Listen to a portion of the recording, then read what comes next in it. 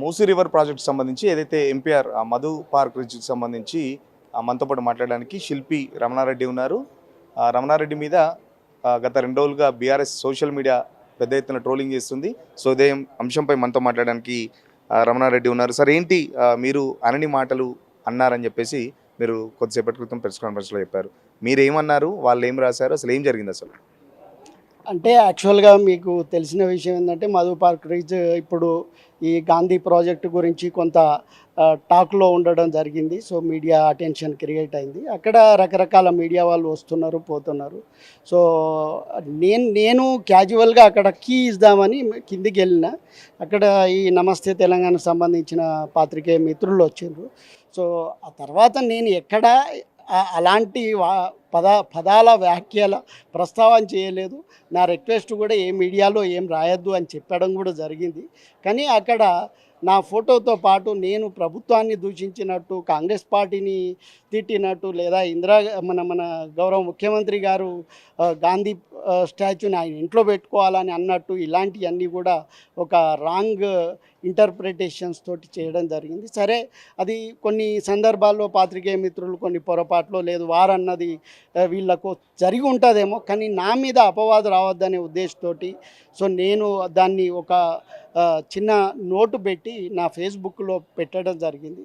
So అది చూసిన తర్వాత దాన్ని ఇంకా డబల్ చేస్తూ నేనేదో పాత ప్రభుత్వంలో కేసీఆర్ నాయకత్వంలో ఎన్నో చాలా డబ్బులు సంపాదించినట్టు, చాలా ప్రాజెక్టులు చేసినట్టు, సో ఇప్పుడు నేనేదో కొత్త ప్రభుత్వంలో రేవంత్ రెడ్డి గారి దగ్గర చేరినట్టు, ఇట్లాంటివన్నీ ఒక క్యారెక్టర్ అసాసిన్ చేసేటువంటి పదజాలాలతోటి సో ట్రోలింగ్స్ విపరీతంగా కేటీఆర్ గారి ఫోర్స్ అని, ఇంకా ఇక ఈ మీరు అన్నట్టు ఆ బీఆర్ఎస్కి పర్టికులర్లీ సంబంధించి సో ఇవన్నీ కూడా ఇక్కడ ట్రోల్ చేయడం జరుగుతుంది. అది నేను ఆర్టిస్ట్, నా సర్వీసెస్ ఎప్పుడైనా ఎవరికైనా అది లీగల్ అయితే 100% ఇస్తా.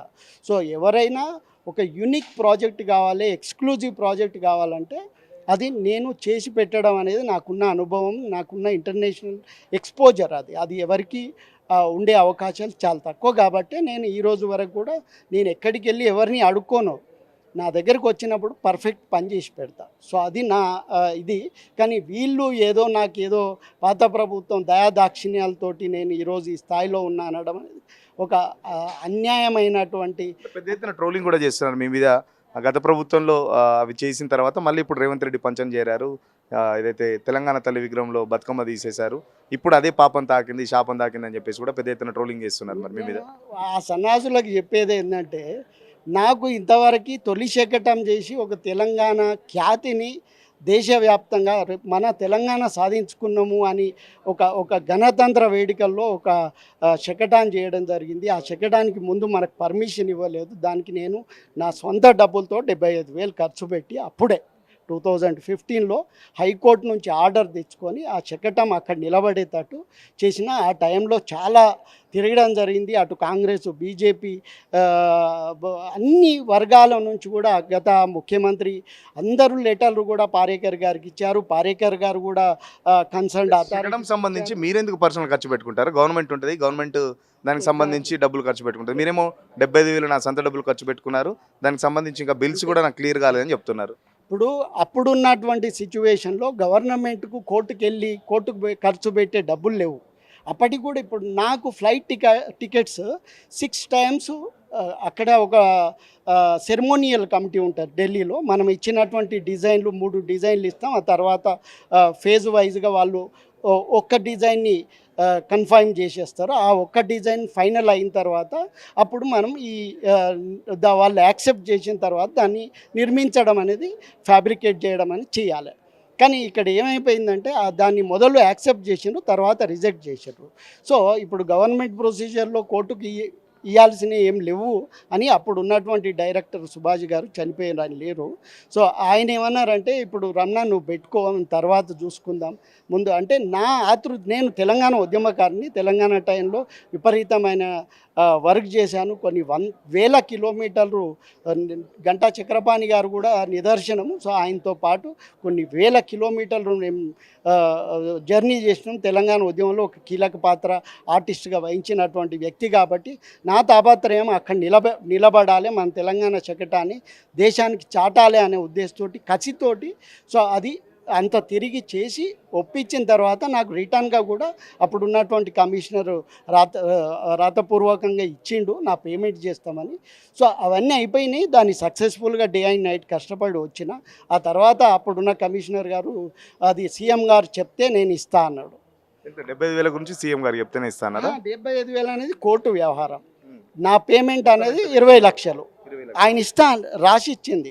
ఆయన అందులో రాసి ఇచ్చిండు, ఇది తెలంగాణ శకటం అనేది రమణారెడ్డి మూలంగానే మనం ఇక్కడ ప్రదర్శించుకున్నాము అని కూడా ఆయన లెటర్లో రాశారు.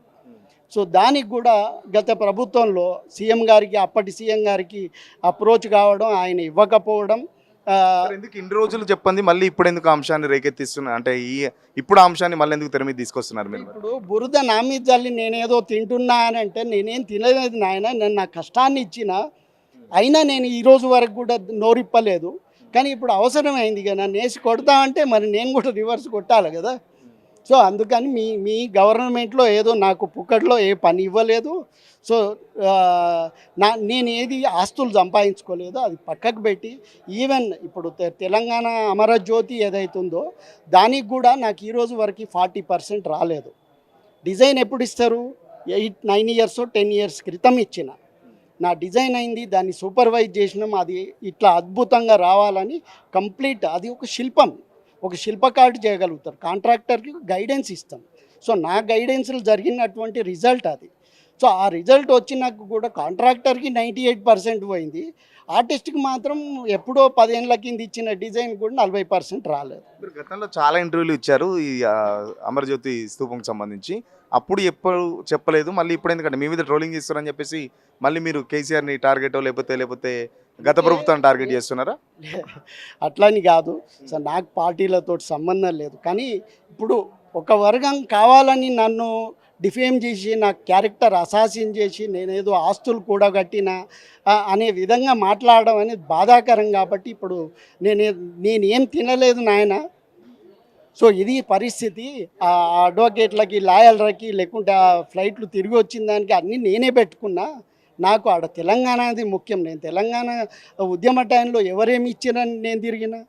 మరి మధు పార్క్ రిజ్ సంబంధించి మీ ఇల్లు కూలగొడతామని చెప్పేసి మీరు ఇంతకుముందు చెప్పారు, అసలు గవర్నమెంట్ నుంచి ఎలాంటి ఇన్స్ట్రక్షన్స్ రాలేదు, ఉత్తగా దీంట్లో ఒక పొలిటికల్ గేమ్ కూడా నడుస్తుంది, పొలిటికల్ డ్రామా కూడా నడుస్తుంది అని చెప్పేసి చెప్పిన పరిస్థితి. అంటే కేవలం మధు పార్క్ రిజ్లో పొలిటికల్ వాళ్ళు చెప్తేనే అంత హడావుడి చేస్తున్నారా, లేకపోతే అక్కడున్న రెసిడెంట్స్ కూడా చాలా వరకు ఆందోళన వ్యక్తం చేస్తున్న పరిస్థితి? ఏం చెప్తారు మరి వాళ్ళకు? అంటే ఇప్పుడు నేను చెప్పదలుచుకుంది ఏంటంటే, ఇప్పుడు నేను ప్రాక్టికల్ మనిషిని.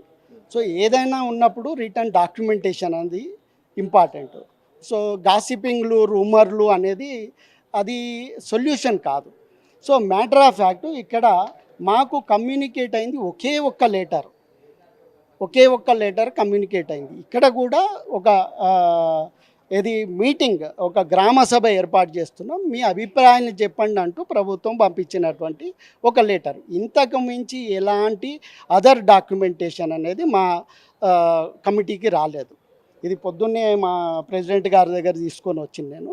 సో అట్లాంటప్పుడు ఈ మిగతాదంతా ఏంటి, ఆర్టిఫిషియల్ అంటే ఒక టెన్షన్ అనేది ఎవరికైనా ఉంటుంది. ఇప్పుడు మా ఆవిడ కూడా డెఫినెట్లీ ఆమె పేరు మీద ఉన్నది ఒకే ఒక్క ఆస్తి, ఆమె జీవితంలో మేము సంపాదించుకుంది.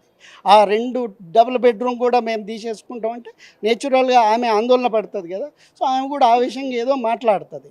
సో కానీ ఇప్పుడు దానికి నాకు సంబంధం లేదు కదా. అట్లా 400 మంది ఫ్యామిలీలు వాళ్ళ ఆవేశాలని చెప్పుకున్నారు. సో ఆ రకంగా ఇప్పుడు అక్కడ ఇదంతా ఒక కన్ఫ్యూజింగ్ క్రియేట్ చేయడము అనేది ఇప్పుడు నేను వాళ్ళ న్యూస్లో కూడా అదే విషయం చెప్పిన. ఇక్కడ ప్రాపర్ ఆఫీసర్స్ ఎవరు వచ్చి ఒక ప్రాపర్ కమ్యూనికేషన్ చేయలేదు.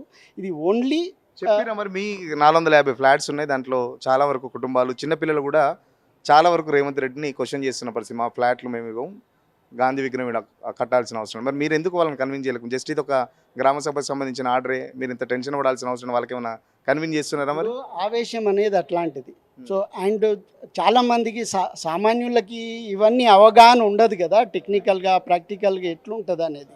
సో దాన్ని ప్రతి పొలిటికల్ పార్టీ ఎక్స్ప్లాయిట్ చేయడం జరుగుతుంది. ఇప్పుడు మా దగ్గర లాయర్లు, అడ్వకేట్లు, senior higher officials, army officers అందరు కూడా అక్కడ ఉన్నారు.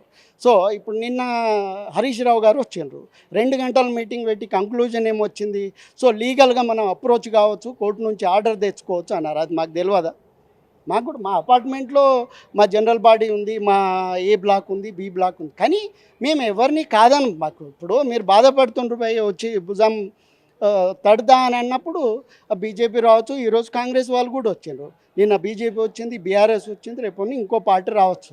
సో ఎవరైనా కానీ మేము చలో మాకు సపోర్ట్ ఇస్తున్నప్పుడు ఇది చేస్తాం, కానీ దాన్ని పొలిటికల్ డైవర్షన్ చేసి అక్కడ ఏదో రమణారెడ్డి తెలంగాణ తల్లి చేసిండు కాబట్టి ఈయనకేదో డిఫేమ్ చేద్దాము, క్యారెక్టర్ అసాసిన్ చేద్దాము, దానికి ఈ ప్రాజెక్ట్కి ఏదో లింక్, ఇవన్నీ ఒక మ్యాచ్యూర్డ్ లెవెల్ ఆఫ్ ఇది కాదు. అది ఏం నేను చెప్తారు మరి మరి గాంధీ స్టాచ్యూకి సంబంధించి మీరు ఒక శిల్పి అంటున్నారు. గాంధీ స్టాచ్యూకి నేను ఆహా, మీరు శిల్పి కదా. గాంధీ స్టాచ్యూకి సంబంధించి మీరేమన్నా ప్రభుత్వంకి ఏమన్నా సలహాలు ఇస్తారా? దానికి సంబంధించి ఇప్పుడు ఇంత పెద్ద ఎత్తున ఆ, చర్చ నడుస్తుంది. గాంధీ విగ్రహం అవసరం లేదు, మా ఇల్లులు కూలగొట్టాల్సిన అవసరం లేదు, మీరు మూసీ రివర్ డెవలప్ చేసుకుంటే మా ఇల్లు డిస్టర్బ్ చేయకుండా చేసుకోండి అని చెప్పేసి మొత్తం ఆ ఏరియా అంతా చెప్తున్న పర్సన్. మీ మద్దతు మరి గవర్నమెంట్కా లేకపోతే మీ ఎంపీఆర్కా ఏం చెప్తారు? ఇప్పుడు నేను ఎంపీఆర్ ఓనర్ని.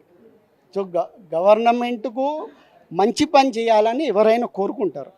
సో మంచి సదుద్దేశంతో చేసే కార్యక్రమాన్ని ఎవరైనా సపోర్ట్ చేయాలి.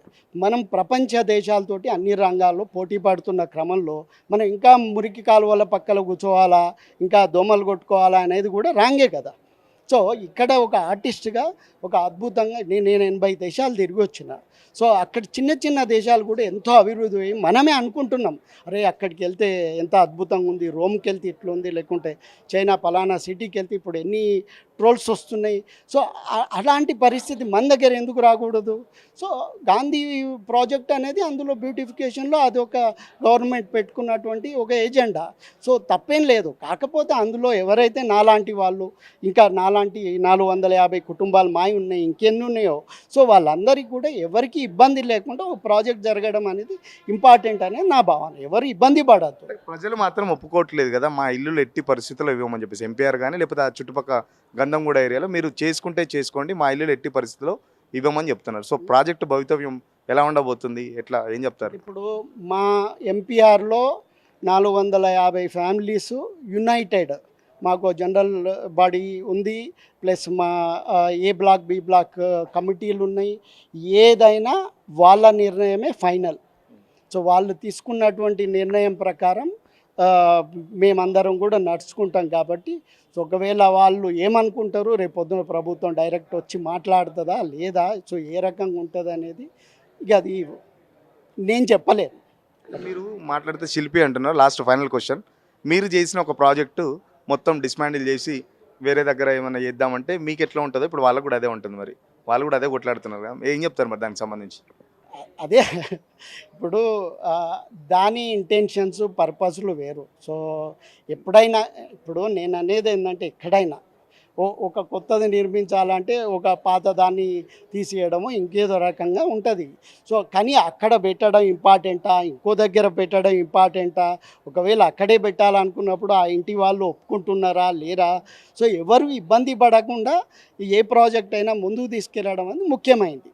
అది నేను అనేది. సో కాంగ్రెస్ పార్టీ ఒత్తిడి ఏమైనా ఉందా, గవర్నమెంట్ ఏమైనా డ్యామేజ్లో పడుతుందని మీరు ఇట్లా ఏమైనా ప్రెస్ మీట్ పెట్టిరా, ఏం చెప్తారు మరి? లేదు, నా క్యారెక్టర్ డ్యామేజ్ అవుతుందని నేను ప్రెస్ మీట్ పెట్టిన. ఎందుకంటే మీరు చూసారు కదా ఆ ట్రోల్స్ అనేటివి. సో అందుకని నేను గత ప్రభుత్వంలో కోటీశ్వర్ని మీ మెసేజ్ని Congress party legal cell Congress party social media కూడా చాలా షేర్ చేసిన పరిస్థితి. సో రమణారెడ్డి అట్లా లేదు, ఇట్స్ అ ఫేక్ న్యూస్ అని కాంగ్రెస్ పార్టీ చెందిన సోషల్ మీడియాలో కూడా చాలా వరకు వైరల్ చేసిన పరిస్థితి. సో దానికి సంబంధించి మీరు ఏమైనా ఈ ప్రెస్ కాన్ఫరెన్స్ అరేంజ్ చేశారని? అదే నన్ను రాజకీయ కోణంలో చూడొద్దు, నేను ఆర్టిస్టు, ఆ విషయం చెప్పడానికి వచ్చిన. రేపొద్దున ఇంకోటి మాట్లాడితే బీఆర్ఎస్ శ్రేణులు కూడా షేర్ చేసుకోవచ్చు ఇప్పుడు నా మీద నెగిటివ్ చేసినట్టు. సో అది నేనేం చెప్పలేను కదా. ఖచ్చితంగా ఎంపీఆర్కి సంబంధించి ఒక కమిటీ ఉంటుంది, కమిటీ ఏ డిసైడ్ చేస్తే అదే మేము ఫాలో అవుతామని చెప్పేసి చెప్తున్న పరిస్థితి. సో గాంధీ స్టాచ్యూకి సంబంధించి మూసీ రివర్ ఫ్రంట్ ప్రాజెక్ట్ ఒక శిల్పిగా నేను యాక్సెప్ట్ చేస్తున్నాను, ఆహ్వానిస్తున్నాను. ఖచ్చితంగా అదొక మంచి ప్రాజెక్టే, ఎందుకంటే చాలా దేశాల్లో నేను తిరిగి వచ్చాను కాబట్టి అలాంటి ఫెసిలిటీస్ మనకి ఇక్కడ కాంగ్రెస్ పార్టీ కల్పిస్తుందని చెప్పేసి చెప్తుంటే దానికి సంబంధించి కూడా అంటే బాధితులకు ఒక స్పష్టమైన న్యాయం చేస్తూ ప్రాజెక్టు ముందుకెళ్తే బాగుంటుందని చెప్పేసి చెప్తున్న పరిస్థితి. కేవలం గత ప్రభుత్వంలో నేను ఏదో పెద్దగా ఆస్తులు సంపాదించుకున్నాను బీఆర్ఎస్ పార్టీ సోషల్ మీడియా ఏదైతే ఫేక్ న్యూస్లు వైరల్ చేస్తుందో దానికి సంబంధించి నేను ఈ ప్రెస్ కాన్ఫరెన్స్ పెట్టాను. ఖచ్చితంగా మన గాంధీ స్టాచ్యూకి సంబంధించి మూసీ రివర్ ఫ్రంట్ ప్రాజెక్టు మంచిదే అని చెప్పేసి మరొకసారి చెప్తున్నారు రమణారెడ్డి. సో ఇప్పటికైనా నా మీద ట్రోలింగ్ లాపండి. గత ప్రభుత్వంలో నేను ఏం తినలేదు, గత ప్రభుత్వంలో నేను చేసిన ప్రాజెక్టుకి సంబంధించి ఇంకా నాకు బిల్స్ అయితే ఇంకా పెండింగ్లో ఉన్నాయని చెప్పేసి రమణారెడ్డి చెప్తున్న పరిస్థితి. నాకు ఏ పార్టీతో సంబంధం లేదు, నేను ఒక శిల్పిని, నేను ఒక ఆర్టిస్ట్ని. సో దాని పరంగానే నా మీద ట్రోల్స్ ఆపాలని చెప్పేసి రిక్వెస్ట్ చేస్తున్న పరిస్థితి. విడిజన్ సతీష్తో సురేష్ తెలుగు కోసం హైదరాబాద్. అసలైన తొలి వెలుగు. ఫాలో వాట్సాప్ @తొలి వెలుగు official.